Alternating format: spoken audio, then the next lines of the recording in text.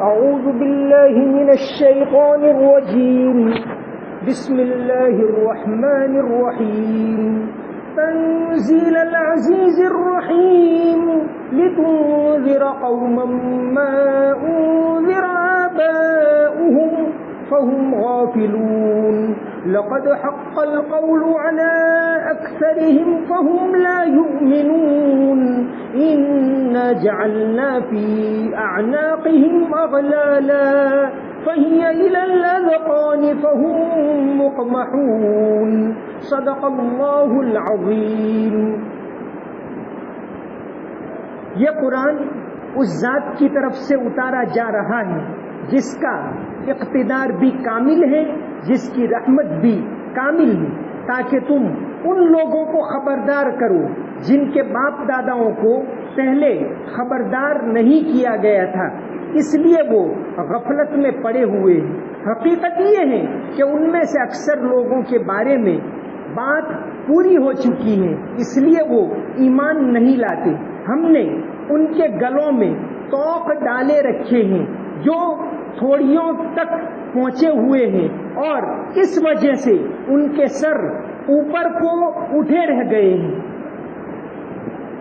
قرآن کریم اس ذات کی طرف سے اتارا گیا جو العزیز ہے اور الرحیم ہے، یعنی جس کا اقتدار بھی مکمل ہے اور جس کی رحمت بھی کامل ہے.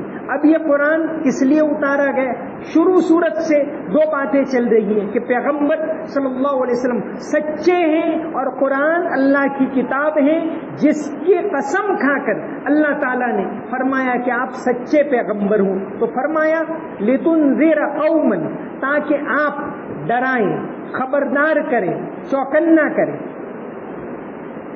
آپ صلی اللہ علیہ وسلم کا کام ایک تو بشیرن، خوشخبری دینا، دوسرا کام آپ کا ہے، آپ کا نام ہے نذیر، یعنی ڈرانے والے.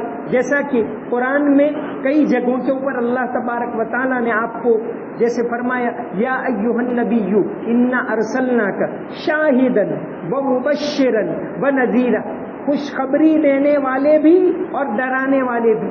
چونکہ ایمان امید اور خوف کے درمیان ہے. بندہ ایک طرف تو اللہ تبارک و تعالیٰ کی ذات سے امید رکھے اور دوسری طرف خوف بھی ہونا چاہیے.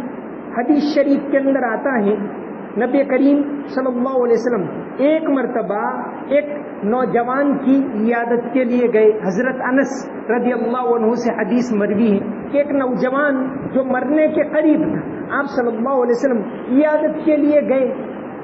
عیادت کے لیے جانا، کوئی بیمار ہو اس کی خبر پوچھنا، یہ اللہ کے رسول صلی اللہ علیہ وسلم کی سنت. بیمار کی بیمار پرسی کرنا، اس کے کام آنا، اس کی مدد کرنا، یہ آپ صلی اللہ علیہ وسلم کی سنت. تو آپ صلی اللہ علیہ وسلم گئے، موت کے بالکل قریب تھے. پوچھا کہ تم اپنے آپ کو اس وقت کس حالت میں پاتے ہو؟ انہوں نے کہا کہ میں اللہ تبارک و تعالیٰ سے امید رکھتا ہوں اور دوسری طرف مجھے اپنے گناہوں کا اندیشہ بھی ہے کہ میں نے کوتاہیاں کی ہیں. آپ صلی اللہ علیہ وسلم نے فرمایا کہ اس وقت یہ وقت ایسا ہے کہ تم اللہ سے امید رکھو. اسی طرح حضرت عمر رضی اللہ عنہ کا قول ایک بہترین قول ہے کہ بندہ اللہ تعالیٰ سے کتنی امید رکھے اور بندہ کتنا ڈرے. حلیت الاولیاء میں حضرت عمر رضی اللہ عنہ کا قول ہے کہ اگر اللہ تبارک و تعالی قیامت کے دن یہ اعلان کرے کہ سارے کے سارے لوگ جنت میں جائیں گے اور ایک آدمی جہنم میں جائے گا، تو میں اندیشہ کروں گا کہ شاید میں ہی وہ ہوں جس کے بارے میں جہنم کا فیصلہ ہوا. اور مجھے اللہ کی ذات سے اتنی امید بھی ہے کہ اگر قیامت کے دن اللہ تعالیٰ فیصلہ فرمائے، اعلان ہو جائے کہ سارے کے سارے لوگ جہنم میں جائیں گے سوائے ایک آدمی کے، تو میں امید رکھوں گا کہ وہ میں ہی ہوں. تو ایک طرف اللہ تبارک و تعالیٰ کی ذات سے امید ہونی چاہیے اور دوسری طرف اللہ تعالیٰ سے خوف رکھیں. آپ صلی اللہ علیہ وسلم کا ایک نام ہے نذیر، ڈرانے والا. قرآن میں کئی جگہ کے اوپر یہ آیا ہے لِيَكُونَ لِلْعَالَمِينَ نَذِيرًا وَمَا أَرْسَلْنَاكَ إِلَّا كَافَّةً لِلنَّاسِ بَشِيرًا وَنَذِيرًا. تو آپ صلی اللہ علیہ وسلم ڈرانے والے. ایک طرف اندیشہ ہو، ڈر، اردو میں تو ہم یہی ترجمہ کرتے. عربی میں ایک لفظ ہوتا ہے خشیت اور ایک لفظ ہوتا ہے خوف. خوف جیسے ہم یہ ہر طرح کے ڈر کو کہ بھائی آدمی سانپ کو دیکھے گا تو قدرتی طور پر وہ ڈرے گا. ایک رعب ہو، سامنے والے کے احترام میں ڈر. آدمی پولیس کو دیکھے گا، ڈنڈا دیکھے گا تو وہاں بھی ڈرے گا، وہ ڈر الگ طرح کا ہے. اس لیے اگر وہاں نظر چرائی جائے تو پھر وہ لال لائٹ ہو تو بھی چلا جاتا ہے، کیونکہ وہاں صرف ڈنڈے کا ڈر ہے، وہ احترام والا ڈر نہیں. اور آدمی روزہ رکھتا ہے، کوئی نہیں دیکھ رہا لیکن وہ پانی نہیں پیتا، کیونکہ اللہ تبارک و تعالیٰ کی خشیت، نماز میں اس کا دھیان اللہ کی طرف، اللہ کی خشیت. تو یہ خوف، یہ اندیشہ مراد ہے. تو نبی کریم صلی اللہ علیہ وسلم ڈرانے والے. ایک نام ہوتا ہے عبد النذیر. نذیر یہ جیسے وہ جج تھا، یہ بابری مسجد کا فیصلہ ہے، اس میں ایک جج تھا عبد النذیر بھی تھا. جیسے ایک نام ہوتا ہے عبد النبی. اس طرح کا نام رکھ سکتے ہیں کہ نہیں؟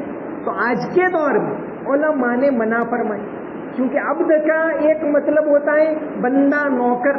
تو ہم سب نبی صلی اللہ علیہ وسلم کے خادم، لیکن عبد کا ایک مطلب ہوتا ہے عبادت کرنے والا بندہ.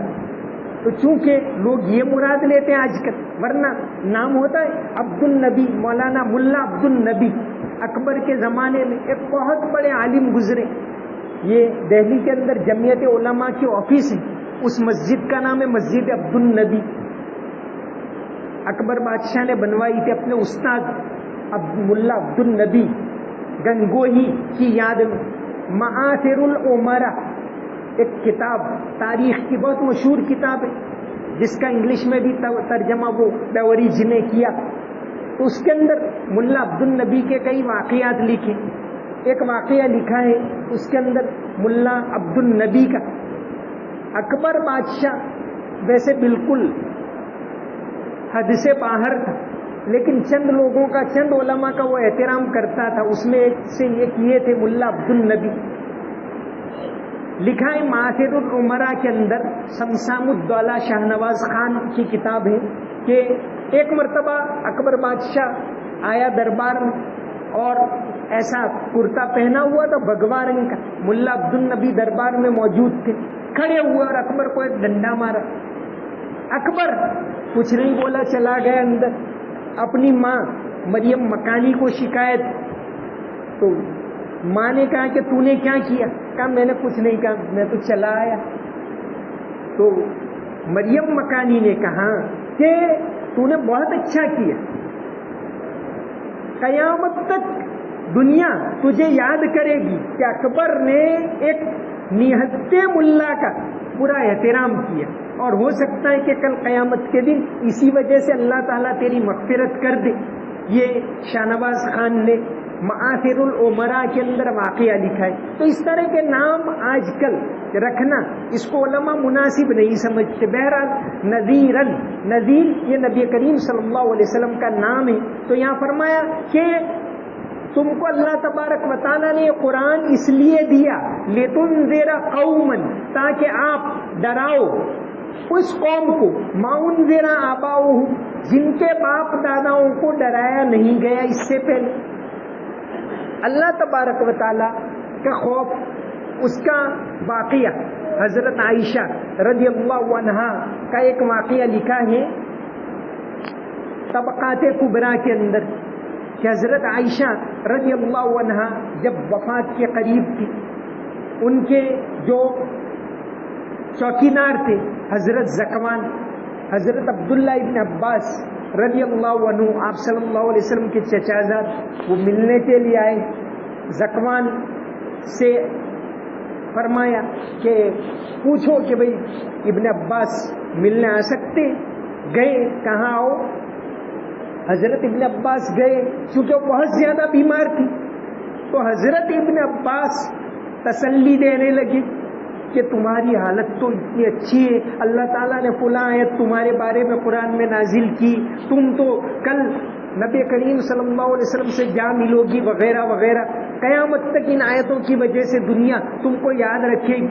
اس وقت حضرت عائشہ رضی اللہ عنہا نے ایک جملہ فرمایا عربی کے اندر جو سونے کے پانی سے لکھنے کے قابل، فرمایا فوالذی نفسی بیدہ لوددت ان اکون نسیا منسیا، کہ میری حیثیت کیا ہے دنیا کے اندر، میں تو چاہتی ہوں کہ قیامت تک کوئی میرا نام بھی نہ لے، میرا رب مجھ سے راضی ہو جائے، اس سے بڑھ کر کوئی اور بات نہیں۔ لوددت ان اکون نسیا منسیا، تو نبی کریم صلی اللہ علیہ وسلم کا ایک کام ہے ڈرانا، اللہ کے عذاب سے ڈرانا، چوکنا کرنا، جہنم سے ڈرانا، باخبر کرنا۔ تو یہاں آیت آئی لتنذر قوم، مسلسل کئی آیتیں، انذرتہم ام لم تنذرہم، پھر آتا ہے انما تنذر، اللہ کے ڈر کے بارے میں کئی آیتیں آ رہی۔ تو فرمایا لتنذر قوما ما انذر، کہ یہ قرآن کیوں اتارا؟ تاکہ آپ ڈراؤ اس قوم کو جس کو اس سے پہلے نہیں ڈرایا گیا، ان کے باپ داداؤں کو، کیونکہ حضرت اسماعیل علیہ السلام کے بعد ایک لمبے عرصے تک عرب میں پیغمبر نہیں آئے۔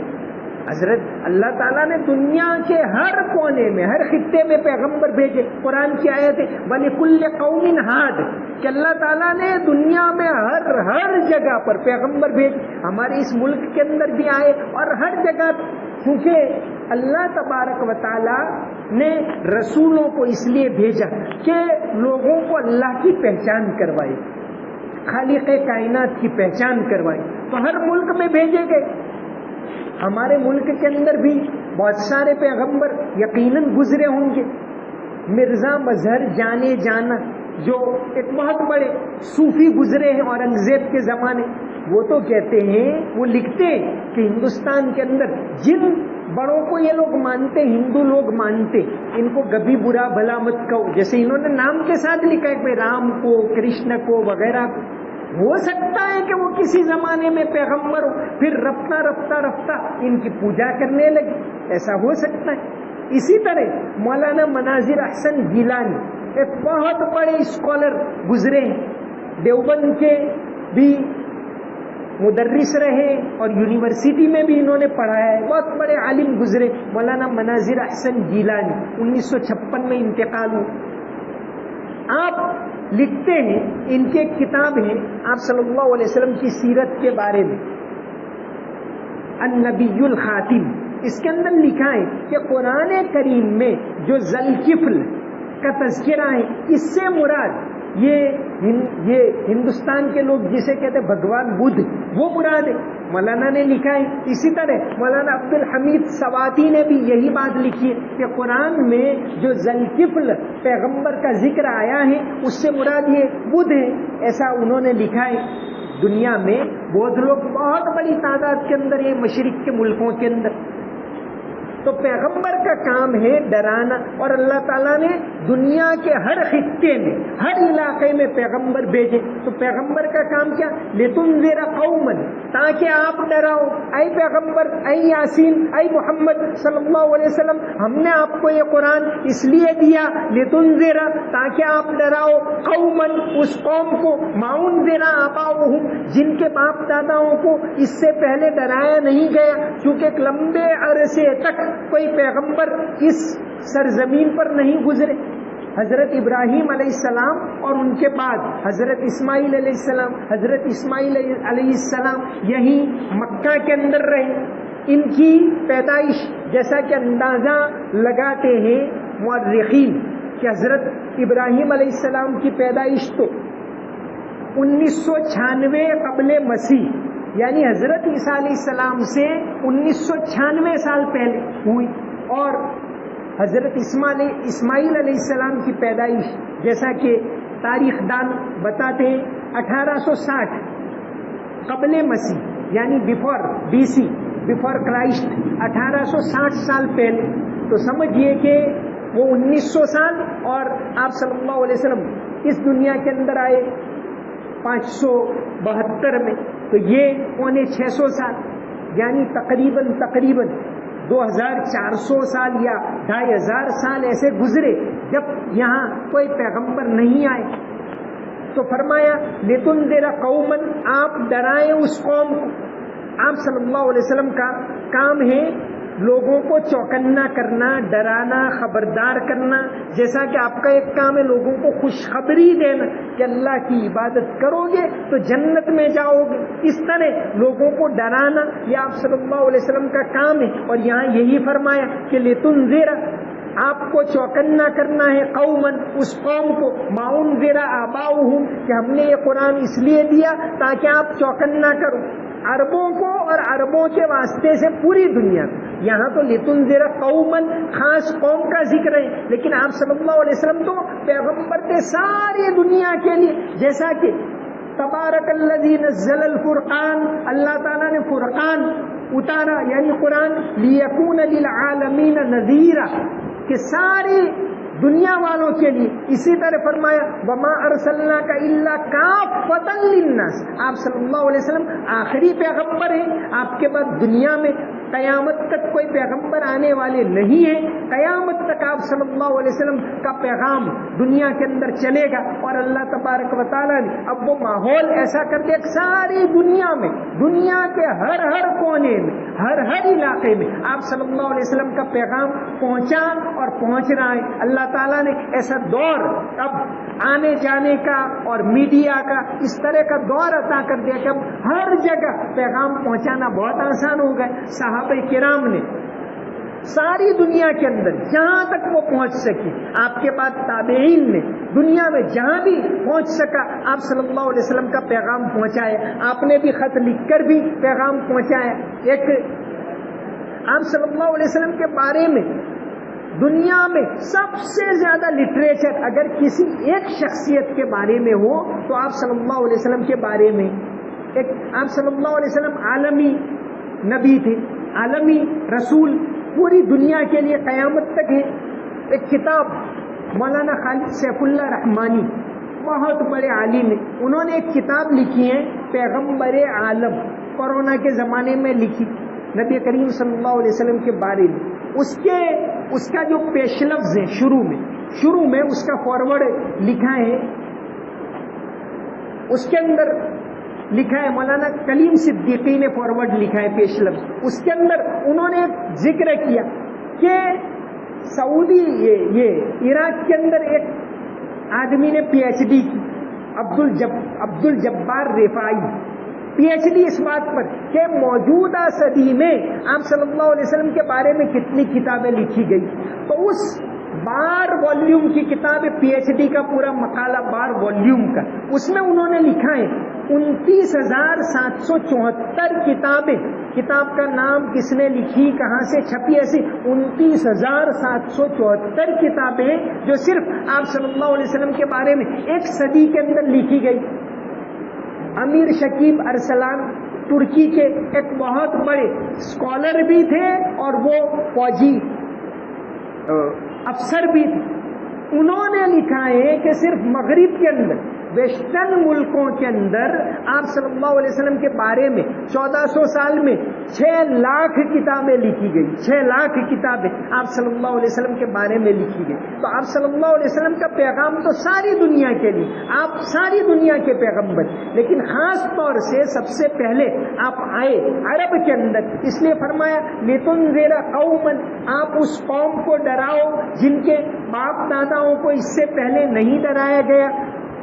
ما انذر آباؤہم فہم غافلون، اس وجہ سے وہ غفلت میں پڑے ہوئے ہیں.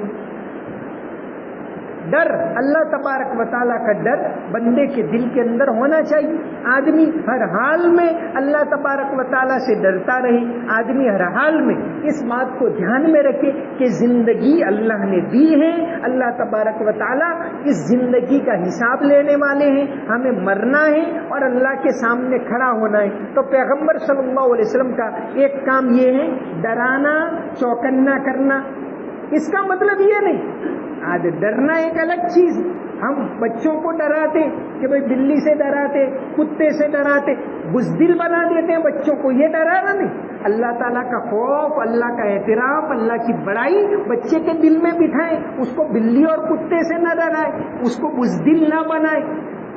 حضرت علی رضی اللہ عنہ ایک طرف تو وہ ان کا واقعہ آپ سنتے کہ بھائی جو کی روٹی ملی تو کھائی, نہیں ملی تو کوئی حرج نہیں. بعض جیسے مفسرین لکھتے کہ وہ آیت ان کے بارے میں نازل ہوئی, وَيُطْعِمُونَ الطَّعَامَ عَلَىٰ حُبِّهِ مِسْكِينًا وَيَتِيمًا وَأَسِيرًا, کہ کھلا دیا کھانا غریب کو, مسکین کو, روزہ افطار کر لیا پانی سے, دوسرے دن کھانا کھلا دیا یتیم کو اور روزہ افطار کر لیا پانی سے, تیسرے دن روٹی تھی وہ دے دی, قیدی چھوٹ کر آیا تھا اس کو, اور روزہ افطار کر لیا پانی سے. لیکن طاقت کتنی تھی جو کی روٹی کھانے والی, طاقت یہاں نہیں ہوتی کھانے, طاقت یہاں اندر ہوتی.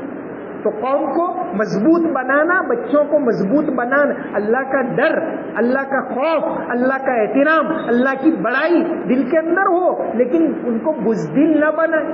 حضرت علی رضی اللہ عنہ کے بارے میں ایک بہت اچھا شعر علامہ اقبال نے کہا ہے. علامہ اقبال کی ایک نظم ہے بانگے درا کے اندر, میں اور تو, نظم کا نام, کہ بھئی وہ کیسے تھے صحابہ کرام اور تم کیسے ہو.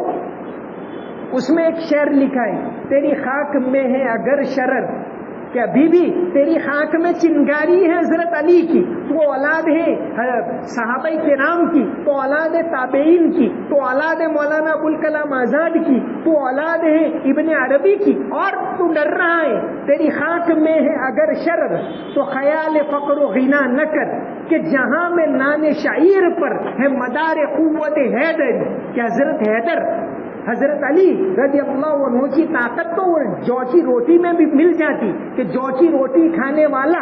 لیکن اسی نظم میں وہ آگے لکھتے کہ وہ خیبر کا قلعہ جب یہود کے ساتھ تناؤ پیدا ہوا سن ہجری 7 میں, خیبر کا قلعہ مدینہ سے تقریباً 150 کلومیٹر دور ہے, فتح نہیں ہو رہا, بہت مضبوط قلعہ اور اس کا دروازہ مضبوط. آپ صلی اللہ علیہ وسلم نے حضرت علی کو اشارہ دیا, دروازہ نہیں بہت بھاری قلعے کا دروازہ ایک لات میں توڑ دیا, تو فرمایا کہ تیری خاک میں ہے اگر شرر, تو خیال فقر و غنا نہ کر, کہ جہاں میں نان شعیر پر ہے مدار قوت حیدری, نہ ستیزہ گاہے, نہ ستیزہ گاہے ازل, نہ ستیزہ گاہے جہاں نئے. علامہ اقبال کا یہ شعر ہے کہ بھئی دنیا میں وہی یہ انتر, ایک وہ انتر تھا, وہ یہودیوں کا سنتا, یہودیوں کا سردار, تو اس کے بارے میں کہ حضرت علی اور یہ اس کا یہ مقابلہ ہے, وہ تو قیامت تک چلنے والا ہے, حق اور باطل کا. تو یہ خوف سے یہ مراد نہیں کہ بزدل آدمی احترام کرے, انسانیت کو اپنائے, خبر گیری کرے, ضرورت مندوں کی عیادت کرے, سب کچھ کرے, لیکن یہ کہ وہ بزدل ہو یہ تو پسندیدہ نہیں. تو ڈر اللہ تبارک و تعالیٰ کا اس سینس میں کہ انسان اللہ تبارک و تعالیٰ کو ہر حال میں حاضر ناظر سمجھے. آپ صلی اللہ علیہ وسلم کا یہ لِتُنذِرَ قَوْمًا مَّا أُنذِرَ آبَاؤُهُمْ, کہ آپ ڈرائیں اس قوم کو جن کے باپ داداؤں کو اس سے پہلے نہیں ڈرایا گیا, مَّا أُنذِرَ آبَاؤُهُمْ, اور اب فَهُمْ غَافِلُونَ. گویا یہ بات سمجھ میں آئی کہ اگر انسان کے دل سے اللہ تبارک و تعالیٰ کا خوف نکل جائے تو وہ غفلت میں پڑ جاتا ہے. اللہ تعالیٰ ہم تمام کی حفاظت فرمائے. اللہم صلی علی محمد وعلی آل محمد وبارک وسلم.